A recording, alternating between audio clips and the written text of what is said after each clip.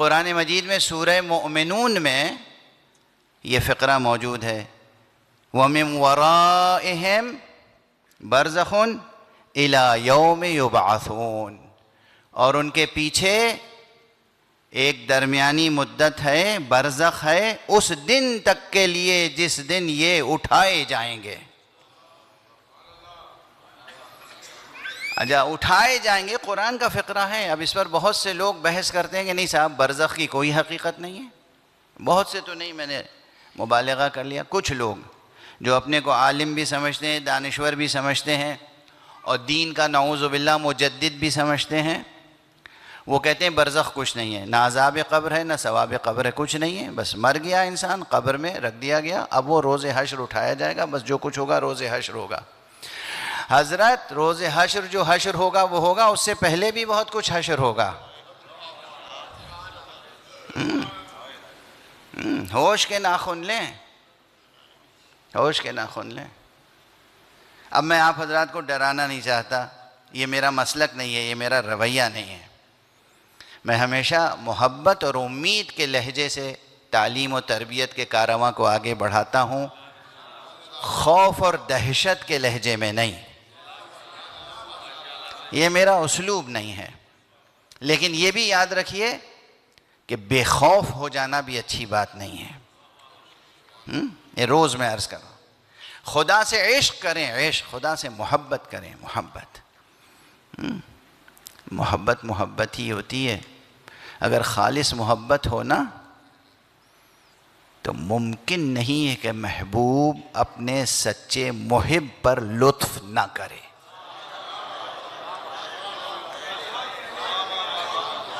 یہ ممکن نہیں، یہ چیز فرہنگ وجود میں پائی نہیں جاتی، یہ چیز قاموس ہستی سے باہر ہے۔ اگر کوئی محبوب ہے اور اس کا کوئی سچا محب ہے، سچا محب ہونا شرط ہے، سچا محب ہونا شرط ہے، اگر سچی محبت خدا سے ہے تو ممکن نہیں ہے کہ اس کا اجر نہ ملے، لطف نہ ہو۔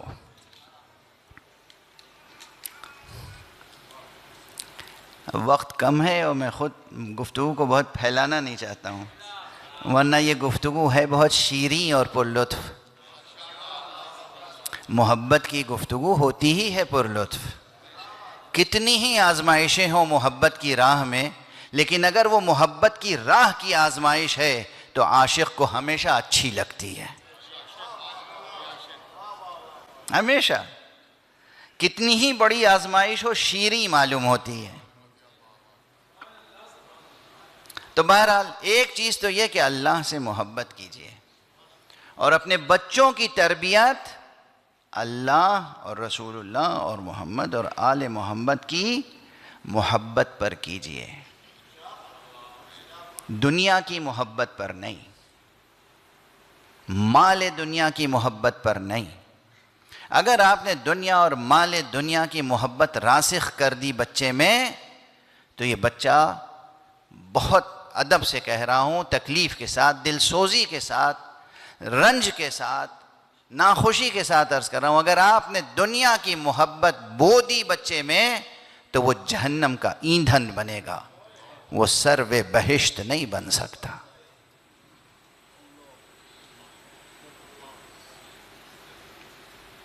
ایک ہی تو زمین ہے، اس میں چاہے گندم بو لیجئے چاہے جو، ایک ہی زمین ہے، چاہے آپ اس میں گلاب بو لیجئے چاہے ببول، ایک ہی زمین ہے، ایک ہی انسان ہے، ایک ہی دل ہے، ایک ہی ذہن ہے، ایک سرشت ہے۔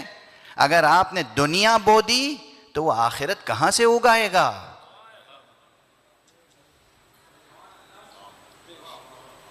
جو بوئیں گے وہی تو کاٹیں گے، بوئی ہے دنیا، کاٹیں گے آخرت؟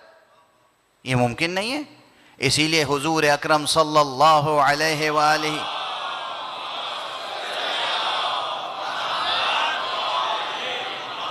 وسلم نے فرمایا ہے کہ الدنیا مزرعۃ الآخرہ، دنیا آخرت کی کھیتی ہے، یعنی رہیں دنیا میں بوئیں آخرت۔ یہ جملے یاد رکھیے گا، اس فقیر کے جملے نہیں، حضور کے جملے.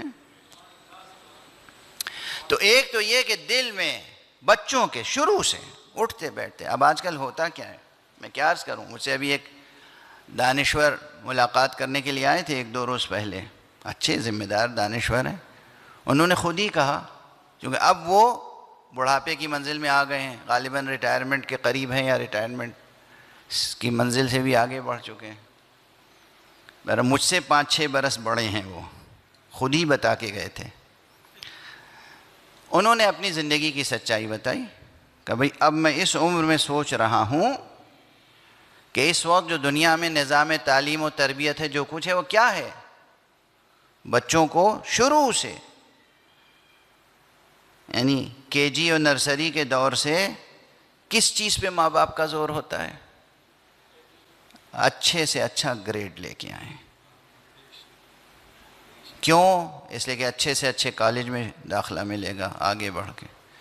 اچھے سے اچھے کالج میں داخلے کے بعد اچھی سے اچھی ڈگری ملے گی. اچھی سے اچھی ڈگری ملنے کے بعد کیا ہوگا؟ اچھی سے اچھی جگہ پلیسمنٹ ہو جائے گی. اچھی سے اچھی جگہ پلیسمنٹ کے معنی کیا ہیں؟ کہ بڑا سا پھر گھر خریدیں گے، بڑی کار خریدیں گے، بڑے دنیاوی شان اعزاز وغیرہ وغیرہ وغیرہ. تو وہ جو آغوش مادر سے فکر شروع ہوئی اس منزل تک، اس میں کہیں دور دور تک آخرت تو آئی نہیں. کہیں آئی آخرت؟ اچھا جب آخرت آئی ہی نہیں کہیں، آپ نے آخرت کے بارے میں نہ سوچا، نہ ایک بار بھی بچے کو آخرت یاد دلائی، نہ کہیں خدا کا تصور آیا، نہ کہیں رسول کا، نہ امام کا، نہ حسن عمل کا، نہ حسن اخلاق کا. تو پھر آخرت کیسے کاٹیں گے؟ آخرت تک کیسے پہنچیں گے؟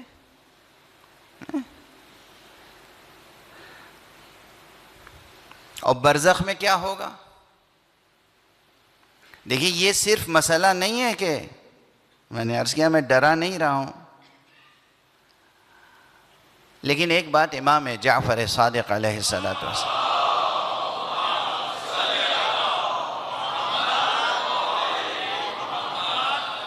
آپ نے فرمایا، ایک آپ کی روایت ہے، کافی میں ہے، کافی میں یہ روایت موجود ہے، اگرچہ اس کی سند میں اشکال ہے، کمزور ہے، لیکن بہرحال کافی میں موجود ہے. اور اس میں امام نے فرمایا، امام چھٹے امام نے، روز قیامت تو ہم تمہاری شفاعت کر لیں گے، برزخ کی فکر تم خود کرنا. تو میں سمجھتا ہوں جس جوان نے بھی مجھ سے برزخ پہ گفتگو کی، فرمائش کی، اس نے ایک بہت بڑا کام کیا ہے کہ مجھے موقع ملے کہ میں توجہ دلا سکوں. فرمایا قیامت میں ہم شفاعت کر لیں گے، اگر ہمارے چاہنے والے ہو تو قیامت میں ہم شفاعت کر لیں گے، لیکن برزخ کی خود فکر کر لینا. میں تمہارے بارے میں برزخ کے مراحل سے ڈرتا ہوں. اگرچہ کل کی مجلس میں وہ بھی عرض کر چکا ہوں، اگر واقعاً عشق خدا ہو، اگر واقعاً محمد اور آل محمد سے محبت ہو، تو اس میں شک نہیں کہ موت کے وقت بھی علی مدد کریں گے، اور انشاءاللہ برزخ میں بھی مدد کریں گے، اور انشاءاللہ قیامت میں بھی مدد کریں گے، صراط پر بھی مدد کریں گے، حوض پر بھی مدد کریں گے. وہ مولا ہیں، مولا. اس وقت تک ان کے دل کو بھی قرار نہیں آئے گا جب تک کہ اپنے چاہنے والوں کا ہاتھ پکڑ کے جنت میں پہنچا نہ دیں. اب ایک بار دوبارہ دہرانے سے مجھے بار بار کہہ چکا ہوں کہ کوئی دلچسپی نہیں ہوتی، لیکن اسی ضمن میں کہ پاؤں توڑ کے بیٹھیں یا پاؤں سلامت رکھیں. وہ حدیث پھر یاد دلا دوں جو اب مجھے یاد نہیں آ رہا ہے کہ لاہور میں یا اسلام آباد میں یہ میں نے یاد دلائی تھی مومنین کو، کہ حضور اپنا مکان تعمیر کر رہے تھے کھڑے ہو کے مدینے میں. اب اس زمانے میں یہ مٹی گارے کی دیواریں. ایک شخص آیا، اس نے کہا یا رسول اللہ میں کچھ مدد کر سکتا ہوں؟ آپ نے اسے دیکھا، کہا ٹھیک ہے بھائی تمہارا دل چاہ رہا ہے مدد کر دو. اس نے کچھ مدد کی ہوگی جو کچھ کی ہوگی. جب کام ختم ہو گیا تو اس نے کہا یا رسول اللہ، کہا کیا چاہتے ہو؟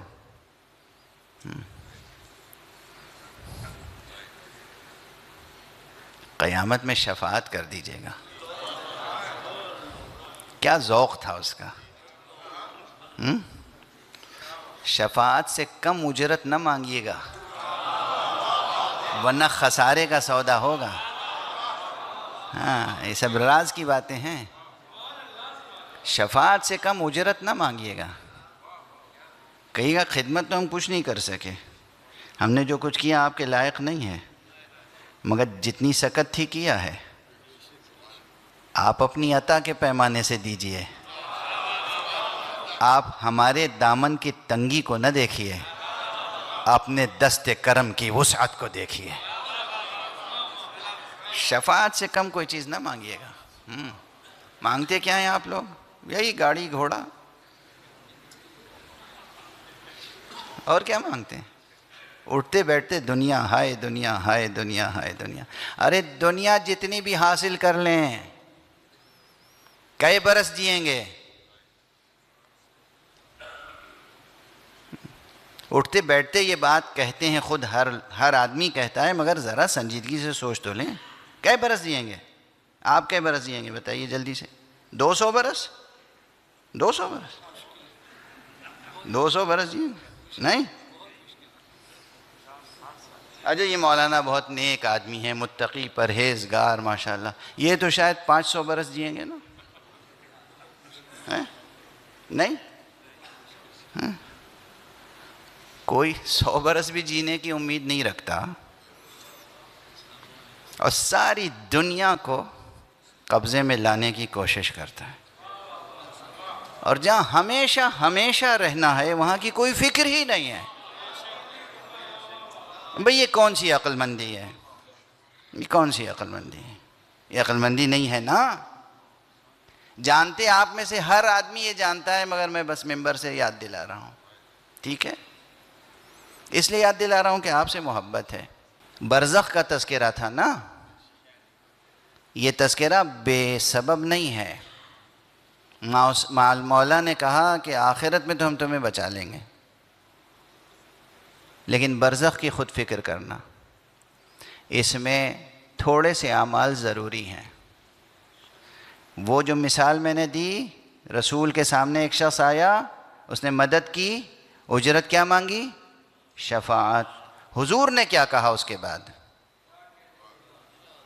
حضور متأمل ہوئے، متفکر ہوئے. حضور کا چہرہ بدل گیا اور اس کے بعد کہا اچھا ٹھیک ہے، مگر اپنے کثرت سجود سے میری مدد کرنا کہ میں تمہاری شفاعت کر سکوں.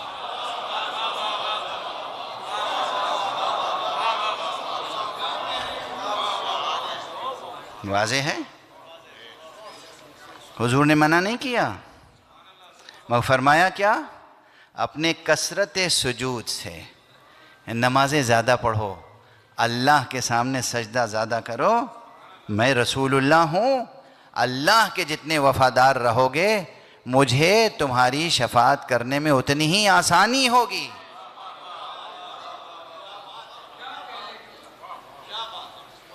نماز نماز نماز، سجدہ سجدہ سجدہ. اور ایک سجدہ تو یہ ہے کہ بھائی آپ کھڑے ہوئے، واقعاً آپ نے نماز پڑھی 2 رکعت 3 رکعت 4 رکعت اور آپ نے سجدہ کیا زمین پر. ایک سجدہ وہ ہے کہ آپ فزیکلی پیشانی زمین پر رکھیں یا نہ رکھیں، آپ کا نفس، آپ کی روح، آپ کی ذات، آپ کی خودی، آپ کی انا ہر وقت سجدہ خالق میں ہونی چاہیے. سجدہ، کثرت سجود. کثرت سجود. آپ کسی سے مذاق کر رہے ہو، مزاح کر رہے ہو، تب بھی خدا یاد رہے. خلاصہ کلام پھر عرض کروں کہ یہ جو برزخ کی زندگی ہے، جس میں کل سب سے اہم بات بتائی تھی میں نے، برزخ کی بحث چھوٹی نہیں ہے، مگر آج آخری مجلس ہے یہاں پر، بہت طویل ہے. کہ برزخ میں نیند نہیں ہے، خواب نہیں ہے، بیداری ہی بیداری ہے. اس بیداری میں اگر حسن عمل کا سرمایہ نہیں ہے تو زندگی بسر ہونا مشکل ہوگا. اس مشکل کو آسان کرنے کے لیے اس کا خود حسن عمل کام آئے گا، اور یہ جو آپ اعزاء اقربا اس کی طرف سے حسن عمل کرتے ہیں، مجلس کی پروردگار فلاں کی روح کو ایصال ثواب فرما، قرآن کی تلاوت کی پروردگار اس کو ایصال ثواب فرما، حج کو گئے پروردگار میرے والدین کی روح کو اس کا ثواب پہنچے، زیارت کو گئے پروردگار میرے عزیزوں اقربا کو یا مومنین کی روحوں کو اس کا ثواب پہنچے. یہ جتنا آپ حسن عمل کرتے ہیں، جتنے مستحبات بجا لاتے ہیں اور اسے آپ بھیجتے ہیں مرحومین کو، اس سے ان کی برزخ کی دنیا روشن ہوتی. تو اگر آپ کو اپنے گزشتگان کی برزخ کی دنیا کو روشن کرنا ہے تب بھی، اور خود اپنی برزخ کو روشن کرنا ہے تب بھی، ان اعمال خیر کا سلسلہ جاری رہنا چاہیے. ایک صلوات پڑھ دیجئے محمد.